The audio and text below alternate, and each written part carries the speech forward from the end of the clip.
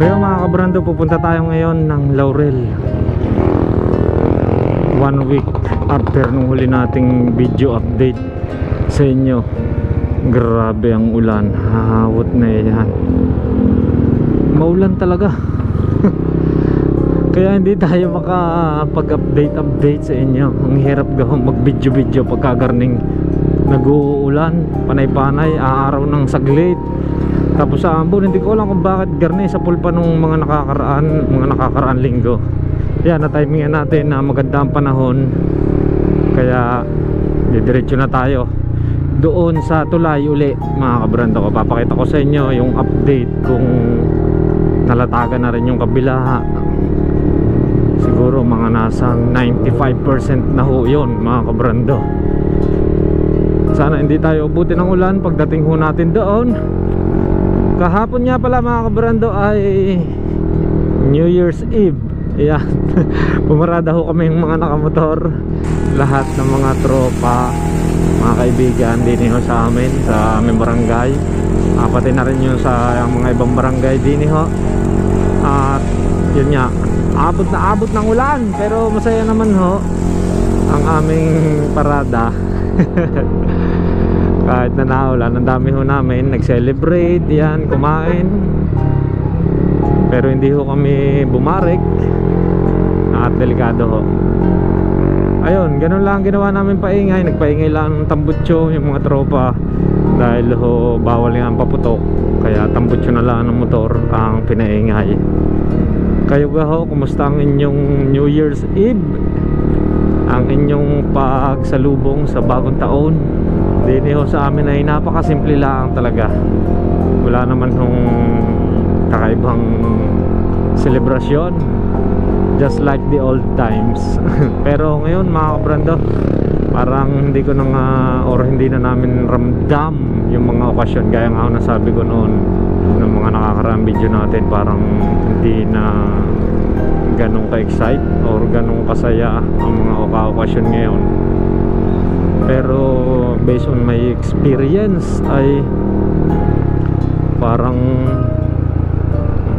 ngayon walang tubig ang ilog ho din sa may tulay sa beach.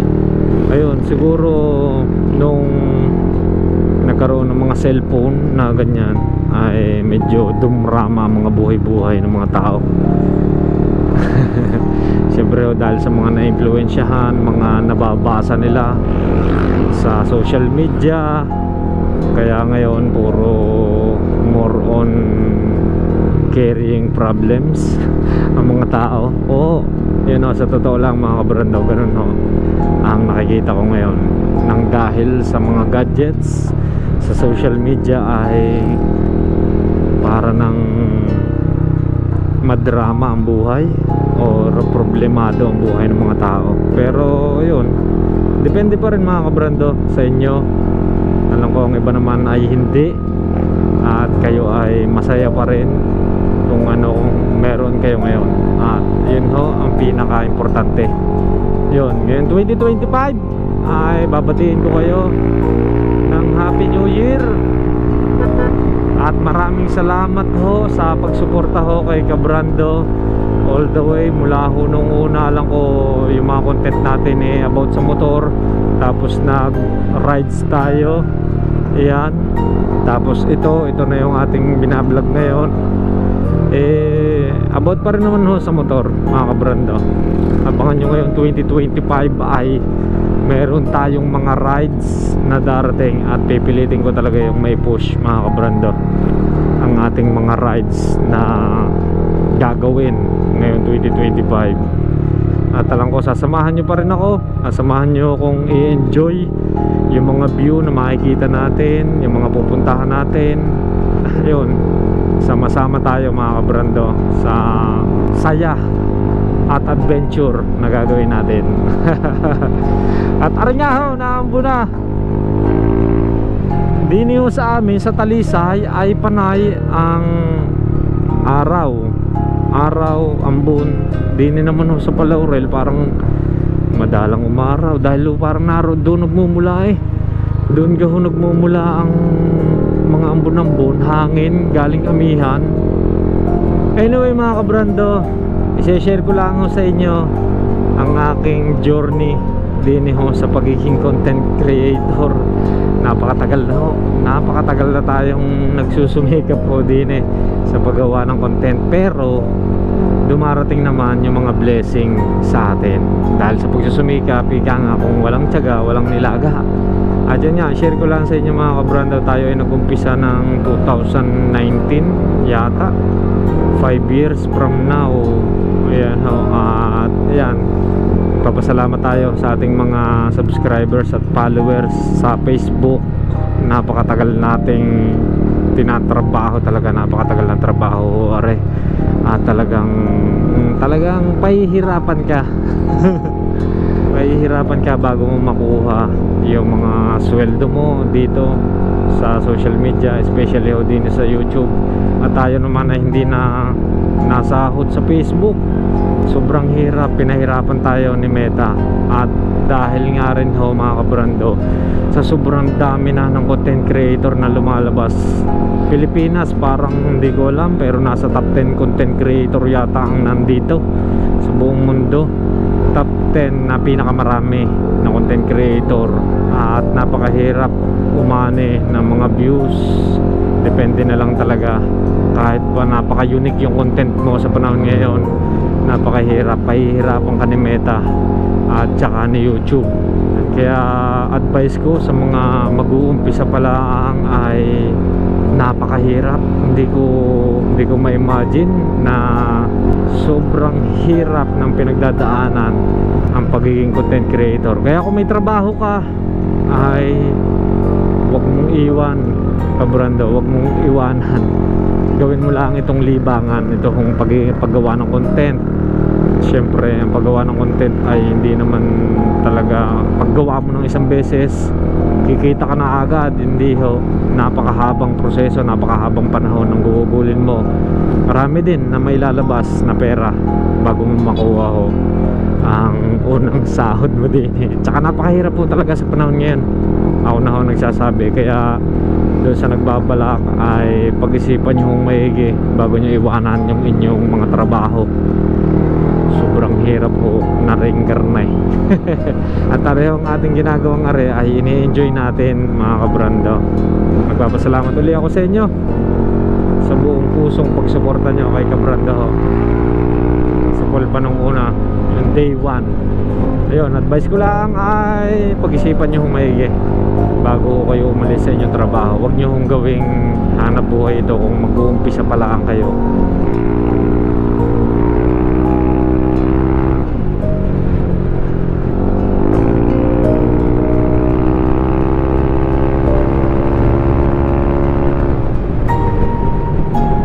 At pareho, nandito na tayo sa Laurel nga mga kabrando. Napakaganda na ho ng panahon at tingin ko ay mapapaliparan ho natin ang bagong tulay para clear din sa inyo ang aerial view.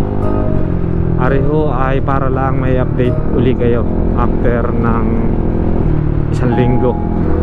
Excited na rin ako makita mga kabrando ang tulay, ang pagtatapos ng tulay din ho sa Laurel.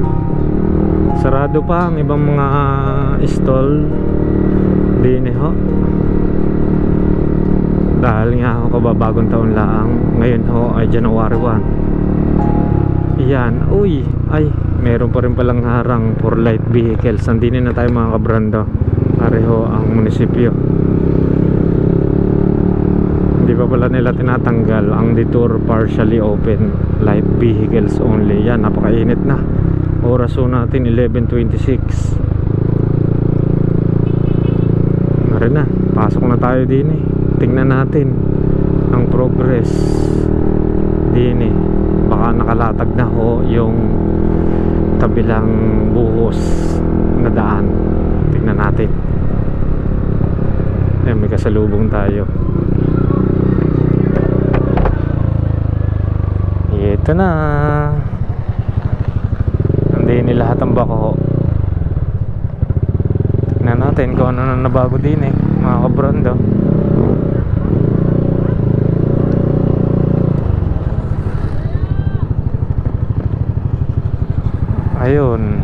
Ayun, ito na Noong nakaraan hindi tayo nakaliban doon. Nga pala. Ayan, walang putik ngayon. Maganda. At hindi pala din eh. Kala ko yung umambon. Ayan ho.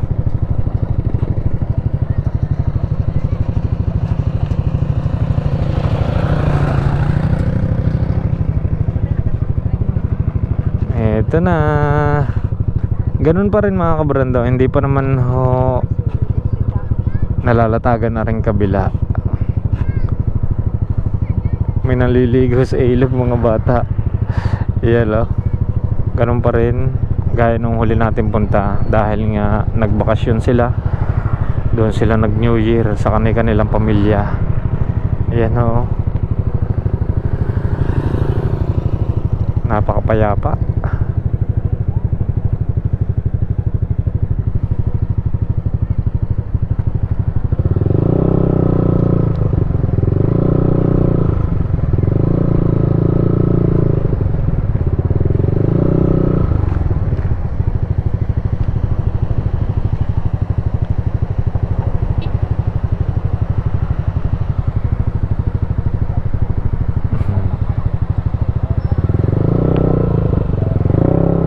Okay, liban lang tayo din eh mga kabrando.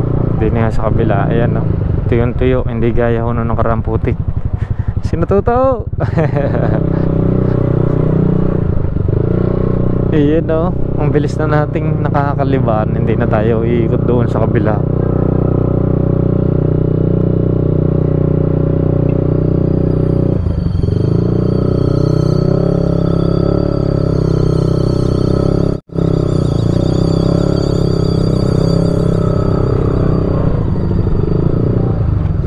Ayan, nakaliban na kagad tayo din.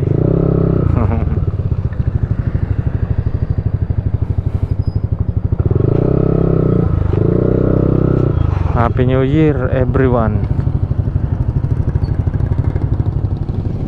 Okay, lakaran lang natin din mga kabrando. Arehong kalsada. Tingnan natin din aring detour, arehong tulay. Ayan, areho ang pinaka-update natin. Areho ang pinaka-update ko sa inyo. Hindi bandaan tayo din eh.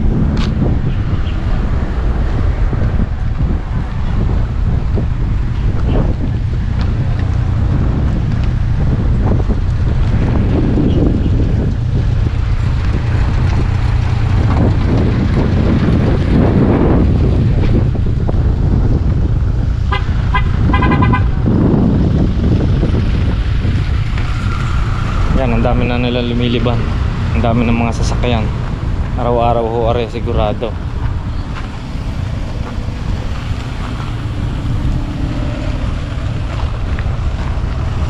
Wala pa rin nga yung mga trabahador, siguro ho bukas pa. Dahil nga bakasyon sila. Kaya tayo din eh.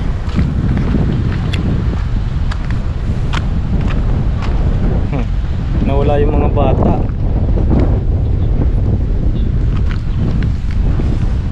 Ayan no.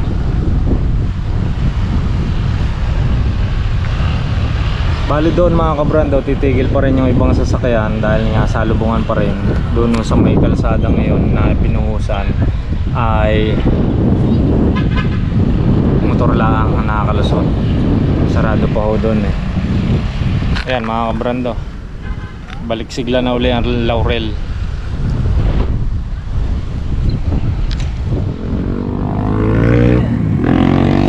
Alright mga kabrando, nandito tayo sa may tulay, dito sa may gilid at paliliparin lang natin si kabrando.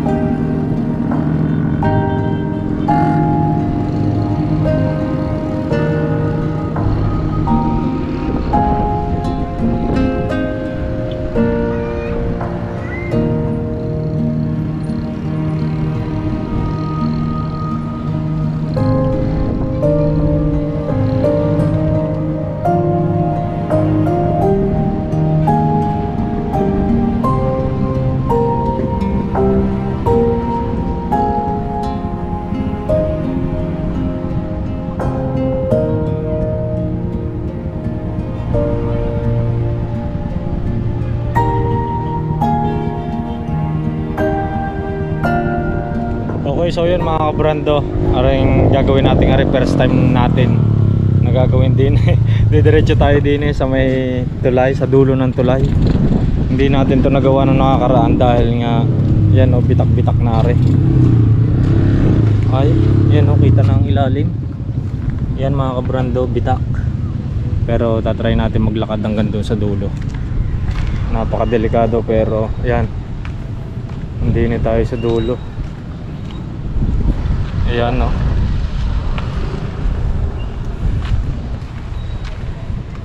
Ito na, nandito na tayo sa dulo. Ayan mga kabrando, ayan yung putol. Ayan, yung bumagsak oh. First time nating maglakad din eh. Din sa pinakadulo ng tulay. Ayan, din tayo sa dulo ng putol na tulay. Naputol. Din lakad pa tayo ng konti. May naghahawan pa naman.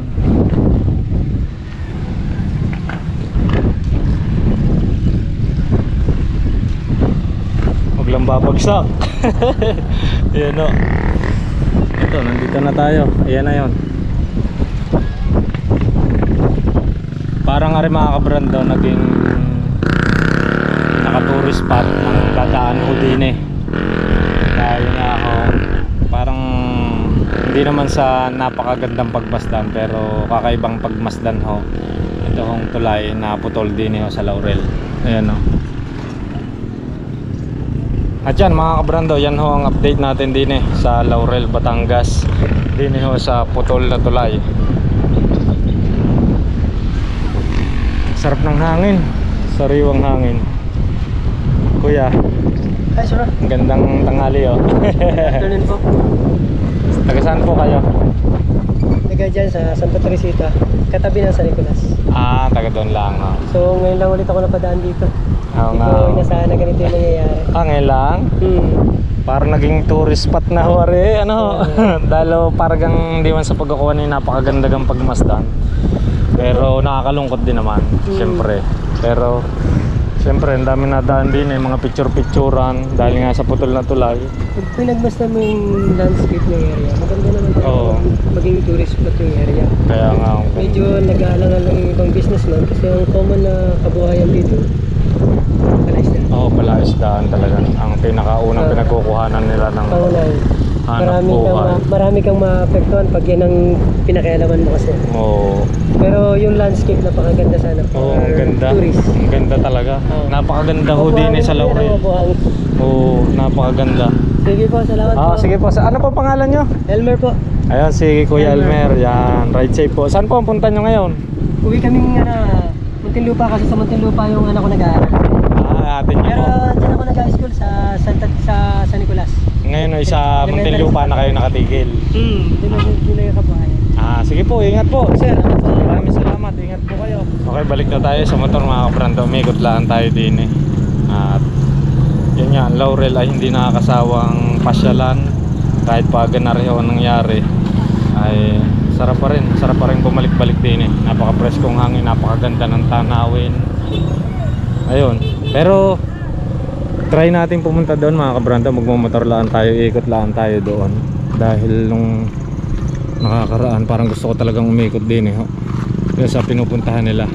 Try natin umikot hanggang doon, papunta ng tabing dagat. Titingnan natin kung anong meron doon. Ang dami mga kabrando, halos lahat ng nakikita kong mga dumadaan ho din eh, basta ho dito sa may tulay na ito ay nagbibideo, nagpipicture. Kaya ako naman ho nasabi na parang napakagandang pagmasdan kahit pa ganun ang nangyari. Parang beautiful disaster, pero syempre mas nakakalungkot ho are para sa mga taga Laurel at para sa mga ibang taong motorista na dumadaan ho din eh. Syempre naputol yung pangunahing kalsada, yung main highway or main bridge. Pero yun nga, hindi nakakasawang puntahan na rin mga kabrando.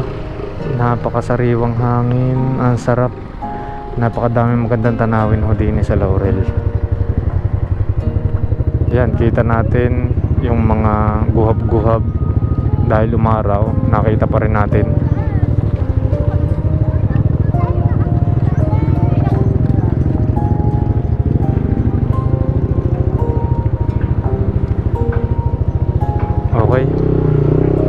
tayo din mga kabrando.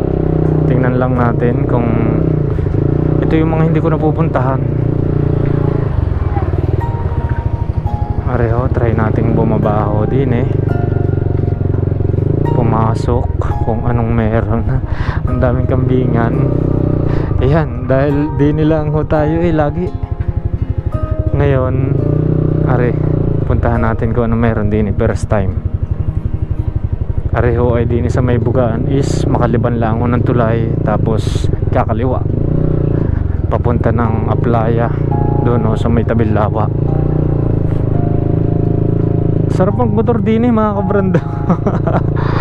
Ako na ho nakakapagsabi. Talagang yan, ganyan, baka may mga tanim-tanim na sila din sa kanilang fish pond na dating fish pond. Pero ano kayang tinanim nila ngayon? Wala tayong idea. Yan ang dami, ang sarap. Ang sarap buhay ng probinsya. Sarap tumira sa probinsya mga kabrando. Yan, ang daming kambing. Ito may kangkong, tinubuan na ng kangkong.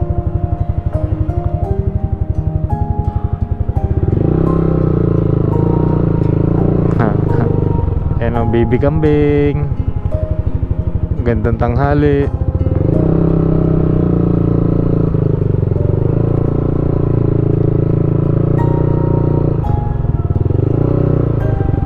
Papasyal ko lang kayo din dahil hindi pa ako nakakadaan din hindi ko pa ako nararating. Ayan, iyan na yung ilog, dire-diretso hanggang doon sa baba.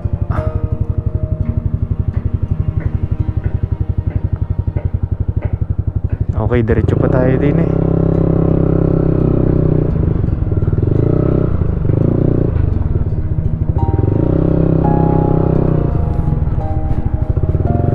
Tapos may kalsada pa din or papasok doon sa may mga bahayan. Yan, kuya. Ayan, mga fish pond. Ito, buhay na ito. Itong isang fish pond na binabantayan ni kuyang nasa kubo.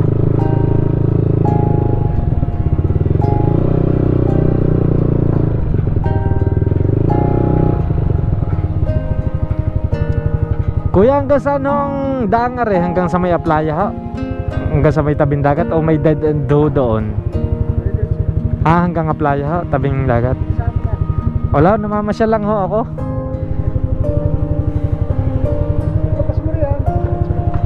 Din ha? Ano ang labas ho doon sa Pagayon? Gonsilyo na ha. Sige ho, salamat ho kuya. Ayan ganda. Mga kambing, ang daming kambing.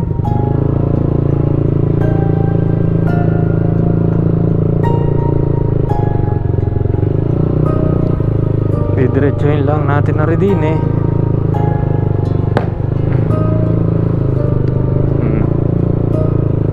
kuya.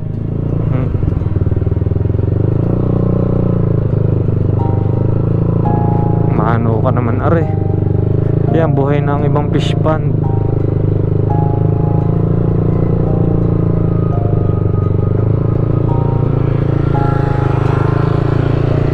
Kung matatandaan nyo mga kabrando, nung una natin punta din nakita natin si nanay. Dito daw nakatira si nanay nene nga gayon. Basta yun mga kabrando. Hindi ko na natandaan ng pangalan.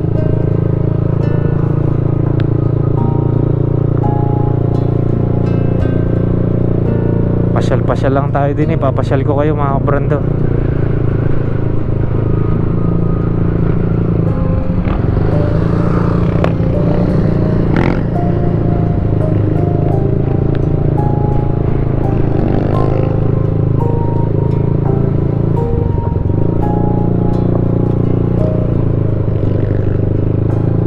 Ito na, may bahayan na dito. Ay, oo. Nagets ko na. Ito yung may shortcut pala dito. Ito pala yun mga kabrando shortcut na doon na tayo lalabas sa may makalampas na tayo ng school papuntang Baywalk na rin. Oo nga pala, ngayon ko lang na-gets, ito pala yun. Ngayon alam na natin mga kabrando, ari nga yung nakikita nating kanto.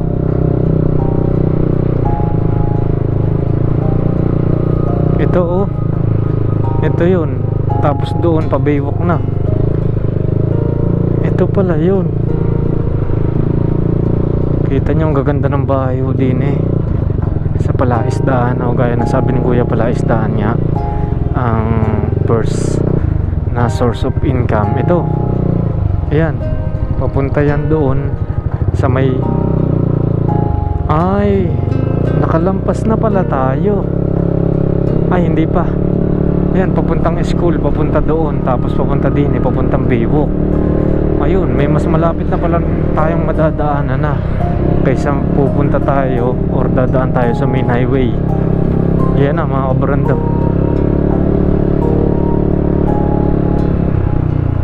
Sarap magmotor-motor ho. Pagkagar na yung panahon, malilom, tapos sarap na simoy ng hangin. Napaka-solid. Sana sa mga susunod na rides ho natin ay garne yung panahon para hindi tayo masyadong malaspag. Ari na, pupunta na tayong Baywalk. Sisilip lang din tayo saglit.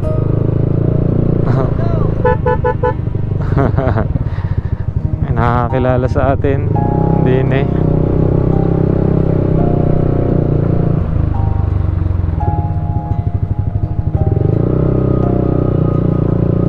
Diretso lang tayo din mga kabrando. Pasyal ko lang muli kayo.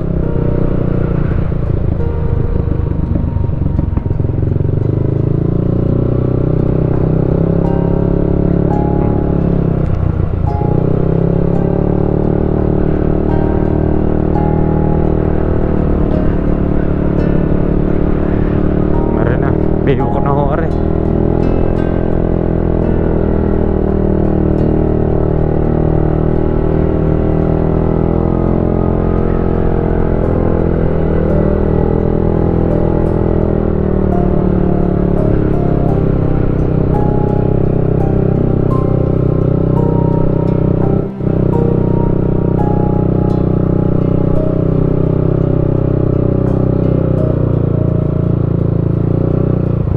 Ang dami ding tumigil para magpicturan ho din eh. Ayan na mga kabrando.